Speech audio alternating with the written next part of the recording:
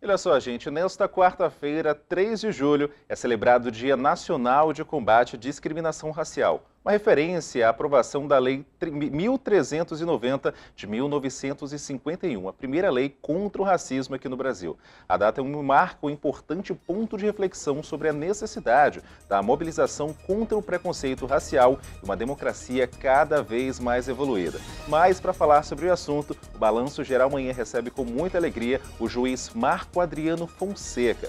Muito obrigado por ter chegado aqui no nosso Balanço Geral. Muito obrigado, uma honra receber o senhor. Inclusive, hoje é um dia que marca, a luta contra o racismo no Brasil. O senhor poderia falar um pouco sobre essa lei que deu origem, no caso, a toda essa data, toda essa celebração, digamos assim, hoje? Bom dia a todos que nos acompanham. Hoje é o Dia Nacional de Combate à Discriminação Racial.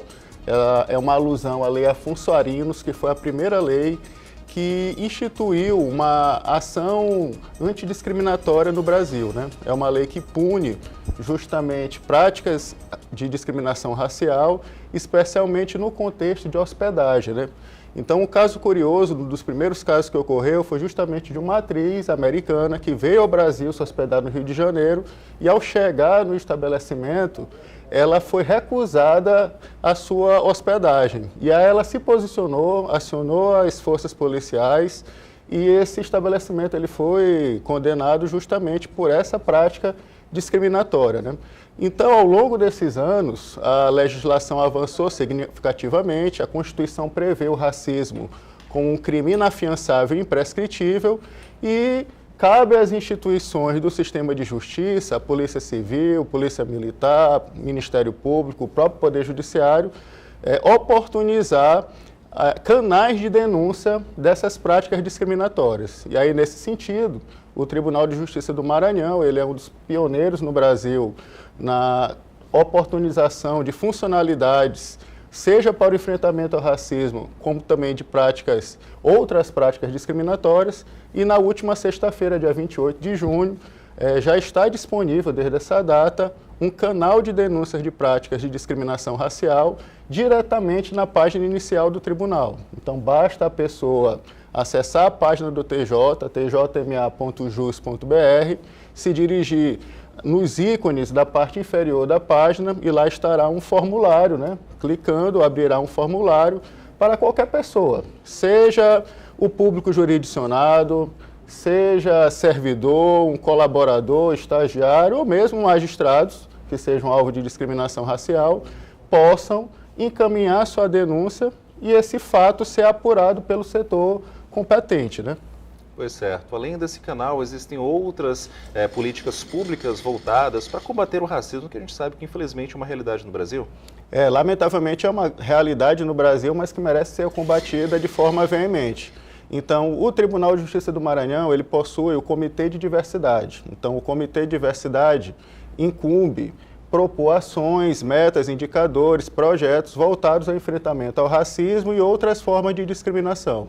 Nesse sentido, o Comitê de Diversidade já apresentou ao Tribunal várias proposições e especialmente cursos de formação. Então, o Tribunal possui cursos para magistrados e servidores na temática antidiscriminatória, com ênfase no combate ao racismo, à violência contra a mulher, também combate à LGBTfobia, e esses cursos inserem o Tribunal e a nossa Escola da Magistratura na vanguarda nacional. Somos um órgão reconhecido nacionalmente por essas proposições. E aí eu destaco uma proposição do comitê, que tem um resultado muito significativo, que foi a ação afirmativa no concurso da magistratura. O Maranhão é o terceiro tribunal mais antigo do Brasil e ainda não tinha feito um concurso com reserva de vagas para candidatos negros. O concurso de 2023, ele teve essa ação afirmativa, teve também a dispensa da nota de corte eliminatória, e isso resultou na aprovação de 74 candidatos negros que passaram por um processo de heteroidentificação, ou seja, por uma banca avaliadora, e é o resultado com a maior quantidade de pessoas negras aprovadas no resultado final de um concurso da magistratura no Brasil. Então, só para você ter uma noção, de 25 candidatos que foram nomeados de 2023 e 2024, 7 são candidatos negros. enquanto, por exemplo, no Rio de Janeiro, que semana passada deu posse a 25 candidatos, nenhum candidato negro. Então, para um estado como o nosso, que é o terceiro estado com a maior população negra do Brasil, 78% da população maranhense ou é preta ou é parda. E isso representa muito esse imagético que deve estar reproduzido nas instituições.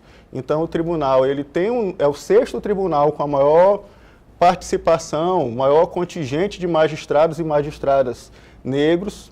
Temos 6 desembargadores que se declaram pretos ou pardos, e eu destaco, por exemplo, a última desembargadora promovida, professora Oriana Gomes, que é uma mulher negra com grande destaque na atuação, na formação de profissionais do direito em nosso estado, como também uma série de outros magistrados que estão ali diariamente prestando bem a sua atividade jurisdicional, e a sociedade maranhense, de certo modo, se vê representada nesse recorte racial e de gênero dentro de um espaço que não é tão usual de ser ocupado por pessoas negras. E aí o racismo, né, como uma prática que está ali arraigada culturalmente, leva muitas vezes as pessoas a compreender que os negros devem ocupar espaços de subalternização, espaço de inferioridade.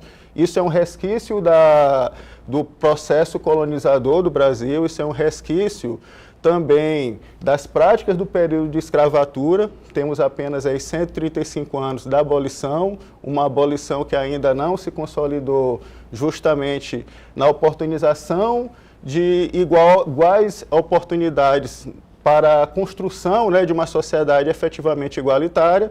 E aí eu destaco, por exemplo, só a título ilustrativo, né, que é importante a gente lembrar da história.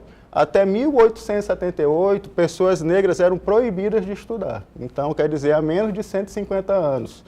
E o Brasil precisa realmente investir nesse processo educacional, como processo de emancipação social. As cotas raciais nas universidades é uma realidade que já se consolidou, e agora a gente está vivendo justamente esse segundo momento. Essas pessoas negras que ingressaram em universidades por cotas, agora estão acessando também espaço de tomada de decisão, e esperamos sinceramente que isso se reflita não somente no judiciário, mas também nos demais poderes e especialmente em todos os espaços em que a sociedade atue, né? Pois certo. Se o senhor pudesse assim, colocar alguns pontos que possam ser melhorados para que esse tema do racismo, né, para que essa situação ela não acabe, porque a gente sabe que não vai acabar, mas pelo menos fosse reduzido, o que é que o senhor pontuaria? Eu pontuo primeiro a conscientização. A discriminação racial é um processo de extermínio de pessoas. Então, o racismo ele é tão violento, ele é tão sutil dentro da realidade brasileira, que muitas vezes nós praticamos sem perceber, né?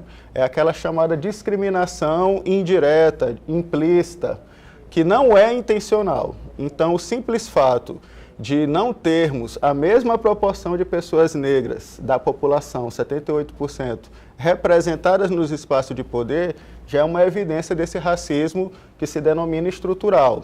Na medida que a gente vê que os fenômenos climáticos atingem de forma mais severa justamente a população negra, periférica, é também uma evidência do racismo denominado racismo ambiental. Temos também o chamado racismo epistêmico, né, que é na área do conhecimento.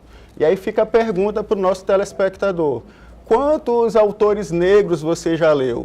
Qual foi o último livro escrito por uma pessoa negra que você já leu? Você conhece Maria Firmina dos Reis, que é uma grande maranhense, uma mulher maranhense professora, uma mulher negra, que viveu no século XIX, foi a primeira professora concursada no nosso estado. Nós não conhecemos a história de Maria Firmina adequadamente, justamente porque é uma mulher negra. Então, esses fenômenos de apagamento, de silenciamento, de desrespeito, por exemplo, da cultura e da religião expressada, que é manifestada por pessoas negras, né? E aí tem o racismo religioso, e o Maranhão, lamentavelmente, não foge à realidade nacional. Temos muitas práticas de discriminação também, seja cultural ou religiosa, mas cabe aí às instituições e à sociedade, acima de tudo, se apoderar dessa informação e mudar de comportamento.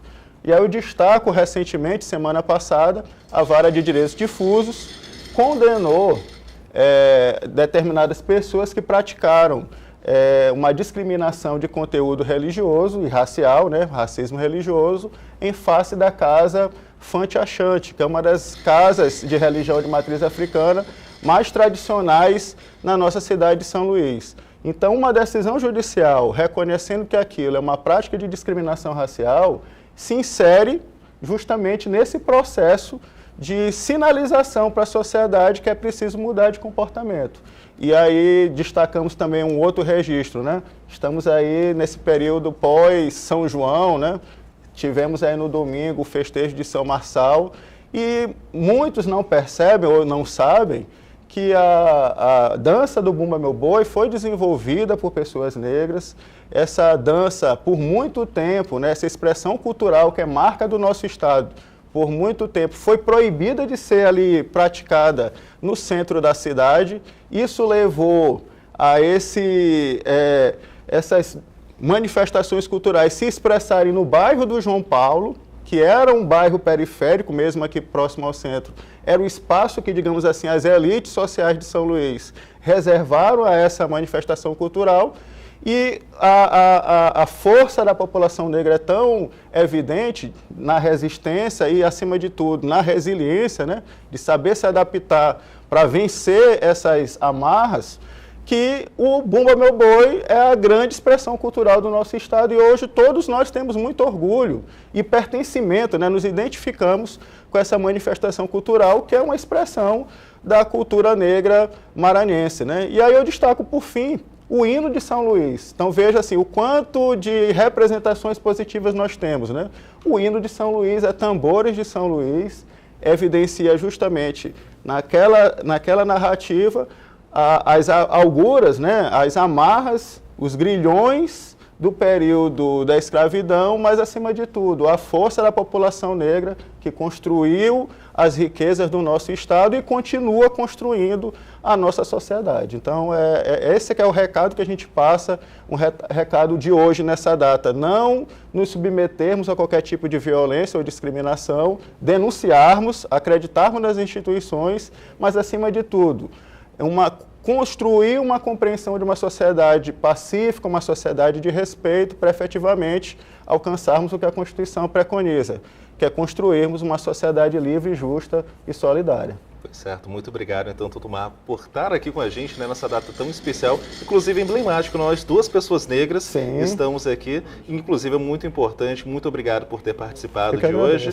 Gente, o Balanço Geral amanhã faz um rápido intervalo, tá? A gente volta em instantes.